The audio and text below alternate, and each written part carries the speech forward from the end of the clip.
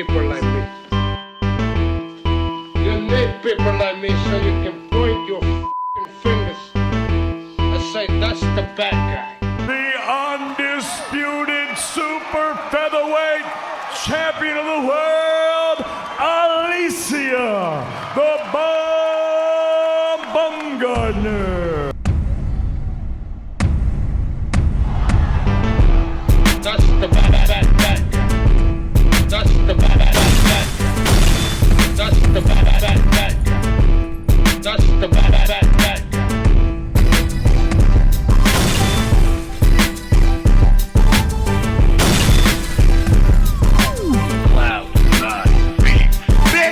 Welcome to the motherfucking relay. We're covering today's top boxing news. Okay, we'll start with this. The fallout from Alycia Baumgardner's expressed interest to face the somebodies north of 130, the somebodies at 135. She mentioned the obvious names, Amanda Serrano, Katie Taylor, but she also mentioned Caroline Dubois, who we talked about in a previous video, and she even mentioned Brazil's own Olympian and IBF champion, Beatriz Ferreira. Beatriz caught wind of that expressed interest and responded by saying, just let me know the day, time, and place. The Beatriz Ferreira fight is really a carbon copy of the Caroline Dubois fight because stylistically, they actually both have the same style. I just view Beatriz as being a slightly bigger puncher. And the proof is in the pudding, as they say. Grab a spoon. Bitch. Both Beatriz Ferreira and Caroline Dubois share a common opponent in Yanina Lescano. And where Caroline went the distance with Yanina, Beatriz forced a stoppage. Beatriz beat the hell out of her. You could see the difference in power. You could see with every punch that landed how much she was taking out of Yanina. This is not a triangle theory. Triangle theories don't work. Styles make fights. And Beatriz and Caroline have the same base style. What style is that? They're both boxer punchers with a mean streak. They're both boxer punchers so mean, they're almost bordering on pressure fighters. The pace, the aggression, and the output that they set for a match within a round and in a fight, they're almost bordering on pressure fighters. The reason that they're not is because they're not limited to pressure fighting. They're not limited to just barreling forward, throwing punches and bunches. They can do more than that, which is why they are not categorical pressure fighters. But Caroline and Beatriz, stylistically, would both present the exact same challenges to Alycia. Here comes the boom. Now, Alycia, who is so obviously more experienced than the aforementioned two fighters, has more than one base style. That's what makes her so special. More often than not, Alycia has the look of a pure boxer. Stick and move, stay on the outside, long and loose, long and limber, and on the go. But other times, she has the look of a boxer puncher. Just compare how she fought Edith Soledad Matisse to how she fought Elham Mekhaled. With Edith, she was staying behind the jab, behind the straight punches, moving and setting Edith up for counters. Whereas with Elham, she was coming forward, stepping into her punches and beating her from the inside out, inside the pocket. Alycia is not limited to boxing at a specific range. She can fight at all ranges. Tack on that Alycia has power. Not every pure boxer packs a big wallop, packs a big punch. That's mostly because they're usually on the balls of their feet, moving around and not sitting on their punches, so there's not that much on them most of the time. What makes Alycia special is she can do this and still generate power. That's whether she's moving away from the target, moving lateral, or coming forward. As the aggressor or the defender, Alycia packs a big punch. Now, is it a bigger punch than Caroline's punch? Is it a bigger punch than Beatriz's punch? It doesn't have to be. It really doesn't have to be. Alycia's power doesn't have to be on par with theirs for her to still be the biggest puncher either of them will have ever fought. It's the biggest puncher that Caroline ever fought. It's the biggest puncher that Beatriz ever fought. They've never fought someone that brings all these things to the table that Alycia brings to the table. So, which one of the three is the biggest puncher? I don't know, but what I do know is neither of them ever fought anybody like this. She is a weapon. The strategy for Beatriz would be the same as the strategy for Caroline, and that would be likely using their aggression against them. You know that Carolyn wants to come forward and let punches go, so does Beatrice. You know that both fighters work to overpower their opponents, and that's where Alycia's movement, speed, and timing come into it. That's where her power comes into it. These are not the kind of fighters that are there for a chess match. Alycia knows that. All she's got to do is hang back and wait for the window to open. The window to get off a hard counter. These fighters are used to being the fast one, being the strong one, being the better boxer. They're both used to that. They have not yet faced the adversity that Alycia has faced. They have not faced the caliber of fighters that Alycia has fought. Christina Lenardatu, 2 times. Michaela Mayer, Terry Harper, Delphine Pursoon. Alycia! The sooner that fight happens, the sooner I favor Alycia to beat both Beatrice and Carolyn. But as time progresses, at least in the case of Carolyn, who is some years younger than Alycia, time is on her side. Sooner the better for Alycia. Who is a more multi-layered fighter than anything these two have seen in the paid ranks, to where she can handle herself mid-range to inside, but also slow the fight down by boxing from the outside. Alycia! Now, does she stop them? Does she knock them out? It's a good question, because we don't really know how durable either of them are yet. They haven't been chin-checked. Alycia! But I would favor Alycia to beat the both of them, at least momentarily, in this moment in time. All of her talents, all of her tools, her power, and her experience gives her the edge over both Beatrice and Carolyn Dubois. Elsewhere in the world of boxing, I'm sure that all of you have heard by now, ahead of tomorrow's mega match across the pond, Chris Eubank Jr. has missed weight. He weighed in at 160.2 pounds on his first attempt at the official weigh-in, then 160.5 on his second and final attempt. Eubank Jr. will now be fined $500,000. $500,000, and he cannot exceed 170 pounds at the same day morning weigh-in. Veteran boxing scribe Adam Catterall reacted to this by saying Eubank Jr. will pay $600,000 in fines for cracking an egg on his opponent's face and being 0.5 over in the weight, whilst his opponent provided zero transparency for failing 2 pet tests and received no punishment? Let me stop you right there, Adam. Because I'm not one of these guys sitting around playing Chris Eubank Jr. the violin for something he subjected himself to, for what he signed up for, not once, but twice. Nobody put a gun to your head. You had a choice. You could have fought Arislandi Lara for the WBA middleweight title, because for a while there, that's what the story was. That the people at Boxer were exploring a Eubank versus Lara fight.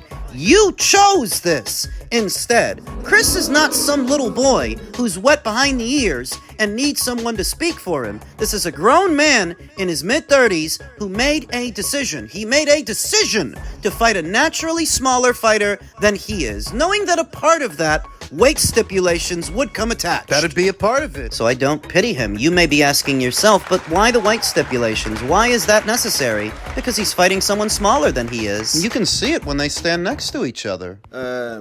They put a rehydration clause because without it, Chris will smash him up, and they know that. No one. You tell me. I think, yeah, no, I get that. I think a lot of people will base that on the fact that he's in a huge fight against Canelo Alvarez, which is next week. What's he done? Who's William Skull knocked out to make that, to get the better of him in sparring and be impressive? I think it's more a resume thing, not but like he is a world champion. You know, it's like what's one of those. You know, Chris has sparred Riatpur, Chris has sparred Benavidez. I don't disagree with Napper, Chris Eubank Jr.'s manager, who says that the only reason that rehydration clause is there is so that Conor can stand a chance, so that Chris doesn't absolutely smash him. That's exactly why those weight stipulations are there. But guess what? What? You signed up for it. Not once, but twice. Even after Conor Ben tests positive, for whatever it was he tested positive for, you still came back to the table, you still signed up for it, you made your bet, now you have to lie in it. And if it costs you money... Oh well, fight somebody your own size. Because you didn't have to fight Conor. You could have fought Lara if you wanted to. Yanni Beck if you wanted to. You chose this. It's not a title fight, you know. If it were, I could understand the criticisms a little better. That here you have a guy, a small guy, trying to augment the weight of a contest, when if you really want to prove your world champion material at this weight, then fight at the weight. But this is not a world title fight. This is not like when Miguel Cotto used Super Cotto weight to catch weight Daniel Gill, to catch weight Maravilla. This is not a world title fight. And because Chris is insistent on fighting what is a naturally smaller fighter than he is, there needs to be a middle ground. And thus, I don't pity him because you didn't have to do this. You didn't have to be here. You chose to be here because this fight pays more than your other options. Than the other fights. That's the only reason you're doing it. Not for some semblance of honor and being a gladiator. You're literally fighting someone who's smaller than you are. No, I'm not telling you that Connor's the victim here. I'm saying that Chris isn't either. There are no victims here because you both signed up for this. So whatever happens tomorrow, you accept full responsibility. They make me nearly as mad as failed tests. Who the fuck is allowing a rehydration clause? And I don't think I'll get in trouble for saying that. I feel very strongly on it. This is the hardest game in the world, and I'm an heavyweight boxer. I don't cut weight. I don't fucking sweat weight out of myself. I don't drink less water 5 weeks to make the weight. And it's still the hardest game in the world. And I don't even make weight. And on the day,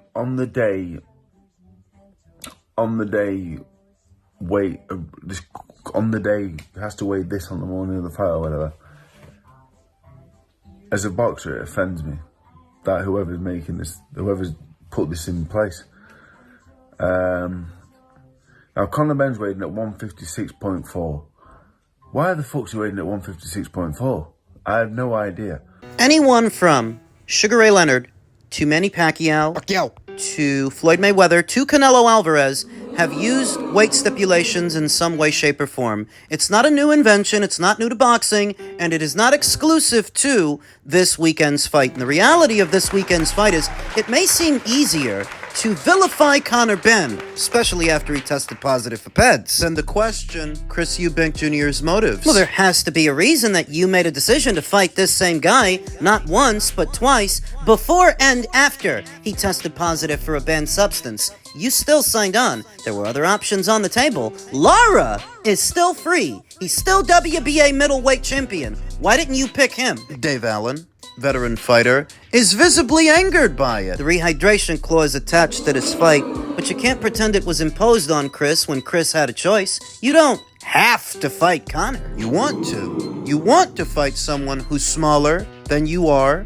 less experienced than you are, for more money than you'd make fighting Yanni Beck, than you'd make fighting Lara. So you should have things all your way. Is that it? He should have every advantage. Is that it? Boo hoo hoo, poor me, woe is me. You don't want to be subject to this kind of stuff, then pick on somebody your own size, because it ain't rocket science. And there are plenty of people right there where you campaign at middleweight. You didn't want to fight them. How much of Chris Eubank Jr.'s purse is going to fines? Because he's losing some for the egg slap. He's losing more for missing weight. How much he stands to make would adequately explain why he signed up for this. And the ballpark figure for what these boys stand to make from this weekend's fight is an estimated $10 million apiece. 7.5 million pounds, which when you apply the conversion rate translates to 10 million. 10 million US dollars. And that's not all. Chris Eubank Jr. and Conor Benn have a 2-fight deal, so they are expected to do it all again in October and earn similar amounts. In what is a non-world title fight. There is no alphabet title on the line. These are the sacrifices Chris has to make to fight somebody smaller than he is, because that's all he's doing. Thus, I'm not about to play him the world's smallest violin when, win or lose, he walks away from this entire engagement with close to $20 million. And for what? For fighting somebody who's smaller than he is. You got other guys that are doing it the hard way, taking on the very best available competition in the hopes that that will enhance their celebrity and enhance their marquee value, whereas Chris... He's always benefited from his surname, his more famous father, and the legacy that he left behind, who, if he had the exact same record, the exact same boxing career, not named Eubank Jr., You'd think people would pay this much attention to him. So can Sally Stravizak.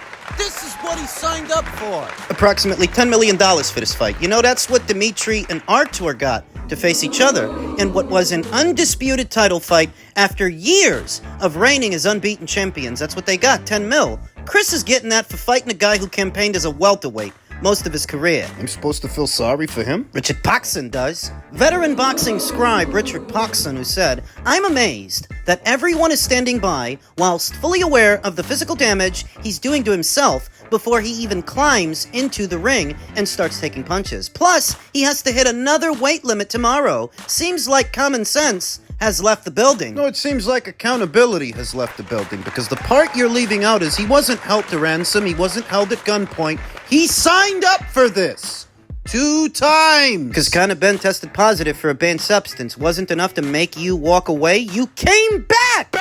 If Chris gets knocked out tomorrow, he's fallen victim to his own greed more than Conor Ben's power. He's fallen victim to his own pursuit of big cash through creative matchmaking. I did not forget that Chris Eubank Jr. many years ago was supposed to fight Gennady Golovkin, and he withdrew against the man his own size. Let a welterweight stand in his place. We saw what happened. So that if things go sideways for him tomorrow against a welterweight, I'd call that karma. Would you respond to Senior's allegations? I mean, I got the name wrong, but you know... You got everything wrong. I mean... But this is what he said on TalkSport to Simon, that you should be investigated because you gave Conor the piece. Did he say that? He said that Really? today. Can you send that to me? He sent that today? It's Because on- what I'll it's do on is, TalkSport. I'll sue I him. wouldn't miss I'll Conor. sue him immediately. So do me a favour, after this interview, send me the clip where he said the exact words you just said.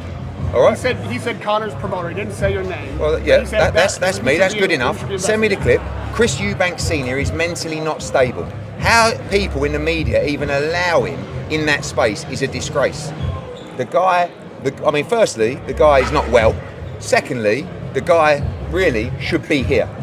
But the fact that he's not involved, the fact that he couldn't take any money, the fact that he couldn't be involved in any decisions, stand in front of the cameras, is making him sick as a parrot. So send me that, and he'll receive a legal letter tomorrow. Thank you. Now, I don't presume to know all the differences between the laws in the United States and the United Kingdom, but that sounds a lot to me like slander and libel to suggest on public Airwaves. well-known platform like TalkSport, that Matchroom would have had anything to do with Conor Ben's positive test, going as far as saying that he got the PEDs from them.